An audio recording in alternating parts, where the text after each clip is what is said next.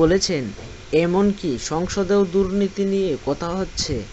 এমপিরা আমলাদের দুর্নীতির বিরুদ্ধে সোচ্চার হতে বলছেন, অথচ তারা নিজেরাও দুর্নীতি ও লুট করে। ডাকসুর এই সাবেক ভিপি বলেন, সাবেক আইজিপি বেনজির আহমেদ, ডিএমপি সাবেক কমিশনার আসাদুজ্জামান, ডিআইজি রফিকুল ইসলাম জামিলসহ পুলিশের ৬-৭ জন উচ্চপদস্থ কর্মকর্তারা দুর্নীতির তথ্য প্রকাশ করেছে। এরকম আরও ১ থেকে ১৫০ দুর্নীতিবাজ অফিসার আছে। তাদের দায় পুরো বাহিনীর নয়।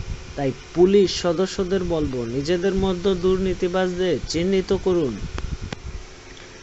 শুক্রবার জাতীয় প্রেসক্লাবের সামনে আয়োজিত এক বিক্ষোভ মিছিলের পূর্ব সমাবেশ তিনি এসব কথা বলেন। ভারতের থেকে অসম চুক্তি বাতিল এবং দুর্নীতিবাজদের গ্রেপ্তারের দাবি গণ অধিকার পরিষদ ঢাকা মহানগর দক্ষিণ উদ্যোগের এই কর্মসূচি হয়।